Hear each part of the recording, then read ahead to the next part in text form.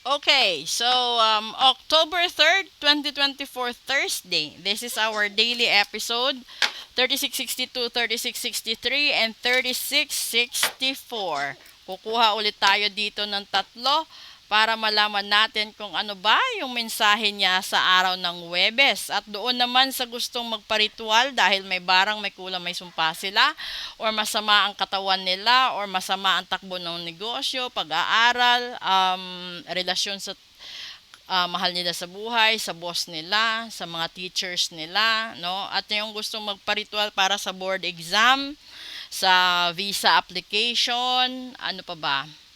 Lahat-lahat na. Message lang po kayo. Okay? So, first card, grace. So, di ba? Gracia agad. Pangalawa, independent. Ito na naman tayo. And pangatlo, wait. Nagsama sila miracles. Okay. So, ito na yun, di ba? So, napakaganda ng color combination nila. Tignan nyo. Yung miracles, diba? It's a shade of cream and violet. And then the same din sa grace, it's a shade of green and violet. So ngayon, dito tayo. Sinasabi na kung sino man yung tao na marunong sumabay sa agos ng buhay, lalong-lalo na sa larangan ng dikta ng mga espiritu, magkakaroon siya ng wisdom sa sarili niya at matatagpuan niya ang daan kung saan yung journey niya dapat mapunta. Nandoon yung elegance, andoon yung blessings, andoon yung transformation niya, at kailangan niyang panghawakan yung dignidad niya at yung beauty ng espiritu.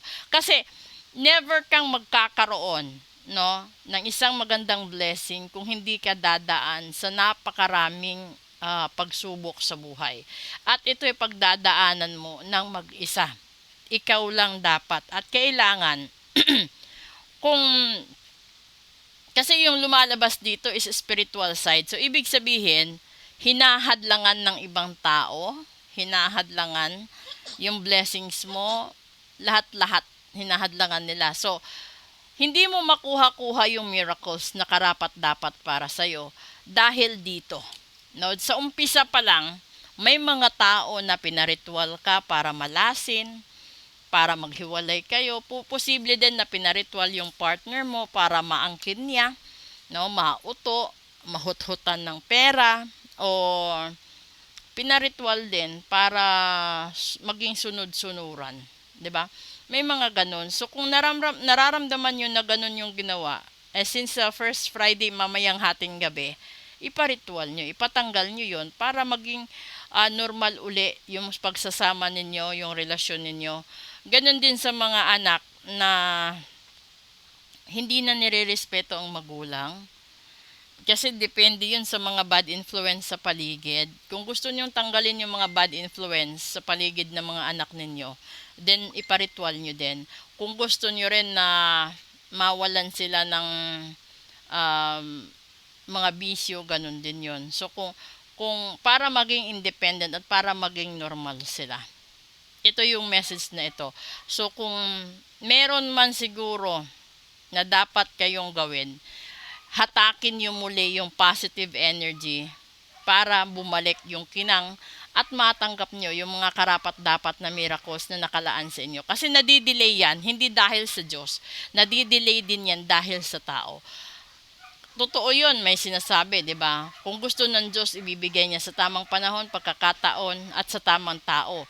Pero, kung may gawa ng tao, magtatagal yan dahil hinahadlangan niya at pinagkakagastusan niya para mawala lahat. Okay? So, proceed tayo sa special episode natin. Message na po kayo kung magpabook kayo ng full private reading. Kung gusto niyo pong magpa-ritual, sabihin niyo lang po. Maraming salamat.